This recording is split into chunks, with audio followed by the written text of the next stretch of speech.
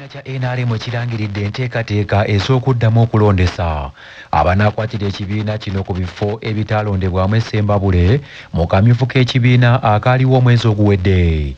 Vulugu yeetobeka mu kulonda kwa kamyufu ka NRM essembabule ekyaviirako okulwanagana mu bawagizi ba NRM, era kino kyawaliriza akakiiko k'ebyokulonda okuyimiriza okulonda mu kamyufu mu bitundu by'essembabule ebitali bimu.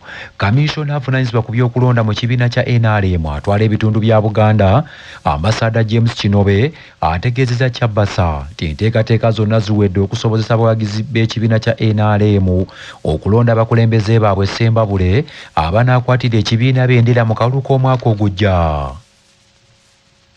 Essembabule egenda kulonda olukiiko lwayo lwa NRM lwa disitulikiti ng'ennaku z'omwezi 13 lunaku lwokusatu lwa wiiki ejja, naye nga tetunakutuuka ku nnaku olwo tulina obukiiko bwasigala wansi nga eggomolola y'Entuusi, eggomolola y'e Bulongo ne Busulu tujja okusooka okumaliriza ku Mande. Ku Tuesday tutuule mu lukiiko olumu ba registrars ne ba stakeholders bonna tukanye ku ngeri gyekutambuzaamu okulonda, era 13 tulonda olukiiko lwa disitulikiti. Olwa disitulikiti lubeerako ziriigizinesi enjawulo, abakozi, abavubuka, abakazi, abaazirwanako n'abalala n'akakiiko ka mainstream. Oluvannyuma tubaleke bamalirize obulundu obwa local government obulabeerawo ku Lwokuna. Ebyo nga bikyali awo ekibiina kya NUP mu bendobendo ly'e Masaka kitandise kaweefube w'okusunsula abanaakwatira ekibiina ekyo bendera ku bifo eby'enjawulo omuli ababaka ba paalamenti n'abakulembeze mu gavumenti ez'ebitundu.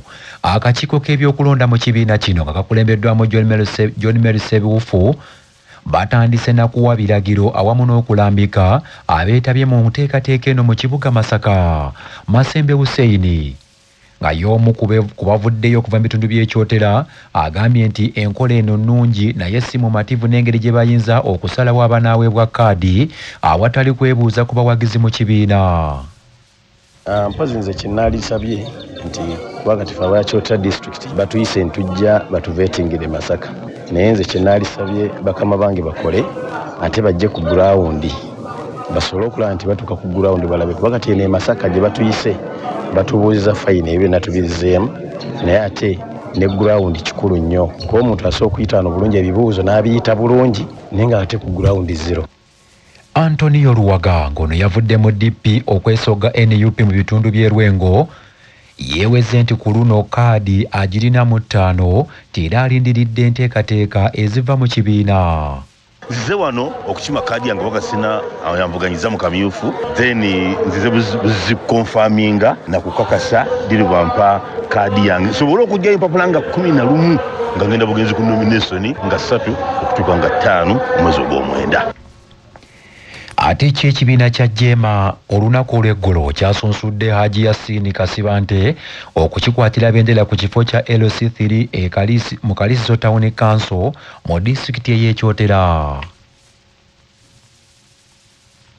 Manya obubono obuddo obw'eddembe lyo tonyigirizibwa, ddembe lyo ery'obwebange.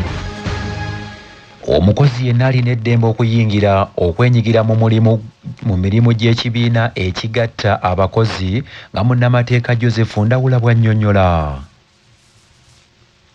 Kimenya etteeka omukozesa yenna okulemesa omukozi oba okumugoba ku mulimu olw'okuba yenyigidde mu mirimu gy'ebibiina ebyo ebiba bigatta abakozi.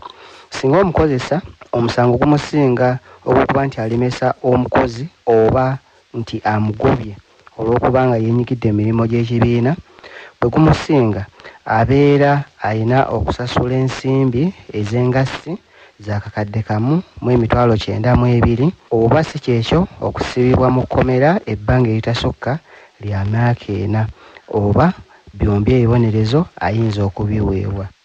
Ogambwe bugagga wano ku CBS FM.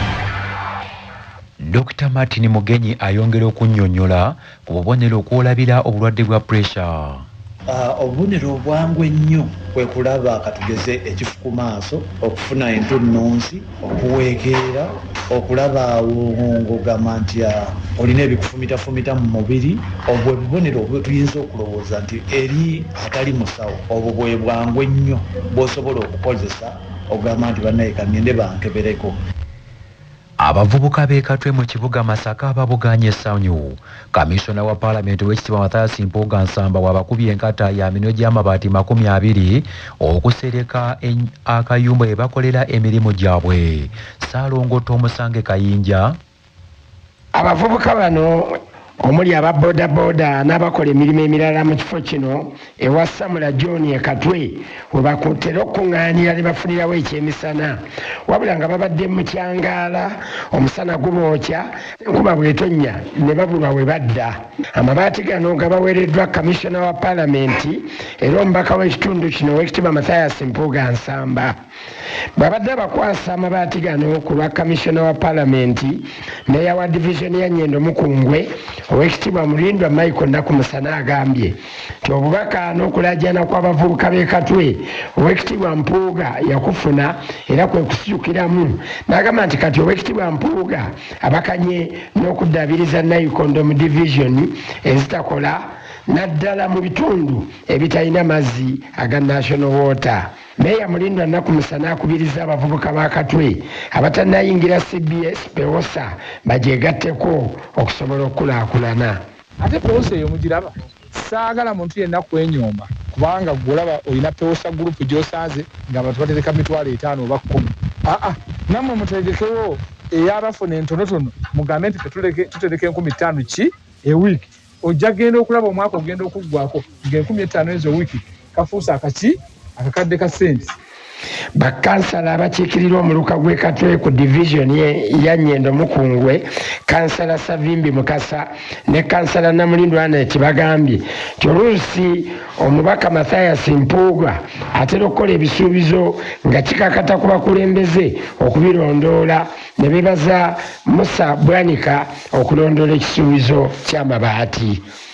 Abavubuka beebazizza nnyo Oweekitiibwa Mpuuga nti buli lwasuubiza atuukiriza ne bagamba nti baba Katwe tebatoma nti kuba yabawa pikipiki bokisa yabawa amabaati agaasereka akatali k'e Katwe ayambye gurupusi zaabwe eza PEWOSA ng'abasindikamu ensimbi wamu n'okuyamba abantu ssekinnoomu.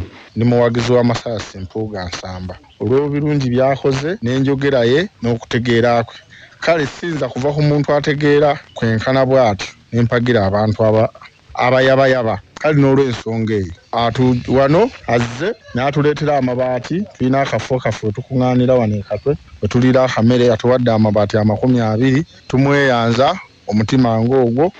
Ssaalongotta Omusange Kayinja ku lwa CBS ndi mu kibuga kya Ssaabasajja Masaka City.